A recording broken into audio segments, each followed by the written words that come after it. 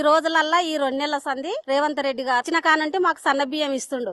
Revanth Reddy sir వచ్చినాక సన్న బియ్యం ఇస్తున్నాం సార్ ఇప్పుడు 3 సార్లు. ఇంత ప్రభుత్వంలో వచ్చాను దొడ్డు బియ్యం ఇచ్చారు, కూలకు వేసిన అమ్ముకున్నాం. రేవంత్ రెడ్డి వాళ్ళ సన్న బియ్యం వచ్చిన తర్వాత సన్న బియ్యం అన్నంతో కడుపు నిండదండి. రేవంత్ రెడ్డి సార్ మంచిగా మాకు సన్న బియ్యం పంపించారు.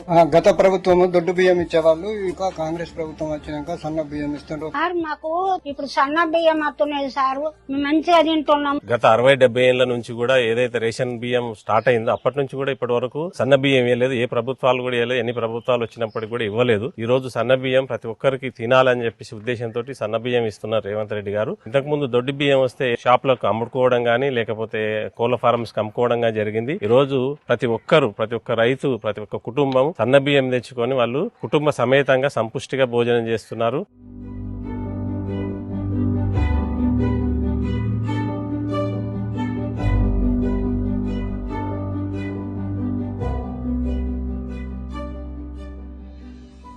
మాకు కేసీఆర్ ప్రభుత్వంలో రుణమాఫీ కాలేదు. ఇప్పుడు రేవంత్ రెడ్డి సార్ వచ్చినాక నాకు 51,000 రుణమాఫీ అయింది. రేవంత్ రెడ్డి వచ్చినాక మాకు ₹1,00,000 రుణమాఫీ అయింది. నాకు 1,42,000 రుణమాఫీ జరిగింది. రేవంత్ రెడ్డి ప్రభుత్వానికి ధన్యవాదాలు.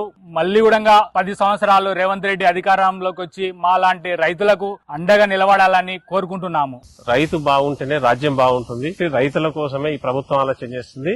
రైతులకు రుణమాఫీ ఖచ్చితంగా చేయడానికి ప్రభుత్వం సిద్ధం అవుతుంది. 5 ఏళ్ల సంది రుణమాఫీ కాలేదు. రేవంత్ రెడ్డి వచ్చినాక రుణమాఫీ అయింది. ప్రభుత్వానికి ధన్యవాదాలు. రేవంత్ రెడ్డిగా వచ్చిన 6 నెలలకే 1,60,000 ఏకదాటిగా రుణమాఫీ చేశాడు. రేవంత్ రెడ్డి సర్కార్కి, రేవంత్ రెడ్డి గారికి నాకు ధన్యవాదాలు. ప్రతి ఒక్క రైతుకు రుణమాఫీ చేసి తీరుతుందని చెప్పేసి గతంలోనూ ఇప్పుడు కూడా మన ముఖ్యమంత్రి రేవంత్ రెడ్డి గారు పదే చెప్తా ఉన్నారు.